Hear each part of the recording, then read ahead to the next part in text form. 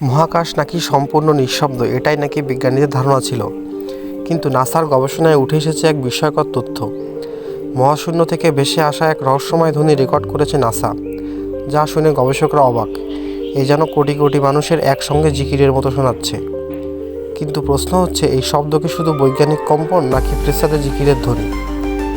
1400 বছর আগে মহানবী বলেছিলেন, আকাশের প্রতিটি অংশে ফেরেশতারা সিজদায় লিপ্ত এবং আল্লাহর জিকিরে ব্যস্ত।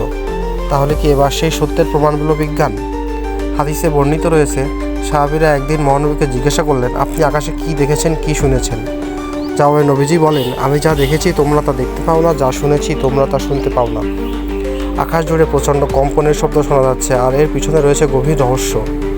আকাশের প্রতিটি অংশে এমনকি 4 আঙ্গুল পরিমাণ জায়গাও খালি নেই সেখানে ফেরেশতারা সিজদায় লিপ্ত এবং তারা নিরবিচ্ছিন্নভাবে আল্লাহর জিকিরের মশগুল। আগে ধারণা করা হতো মহাকাশ বায়ুশূন্য, সেখানে শব্দের সৃষ্টি অসম্ভব। কিন্তু একাধিক গবেষণায় এই ধারণা একেবারে বদলে গিয়েছে।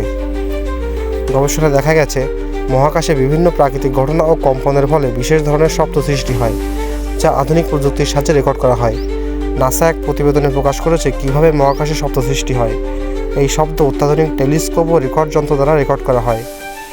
গবেষকরা বলেছেন, মহাকাশে ছড়িয়ে থাকা বিভিন্ন কণা ও নক্ষত্রের বিকিরণের ফলে কম্পন বা ভাইব্রেশনের সৃষ্টি হয়, যা থেকে এসব শব্দের উৎপত্তি ঘটে। মূলত এসব ইলেকট্রোম্যাগনেটিক তরঙ্গ হিসেবে থাকে, পরে তা পরবর্তীতে শব্দ তরঙ্গে রূপান্তরিত করা হয়। লক্ষ্য করে দেখা যায় যে নবীজি যা বলেছিলেন, আকাশে কাঁপুনি মতো শব্দ হয়। গবেষকরা বলেছেন, আকাশের শব্দগুলো এমন যেন লক্ষ লক্ষ মানুষ গ্রেগরিয়ান স্ট্যান্ড গাইছে।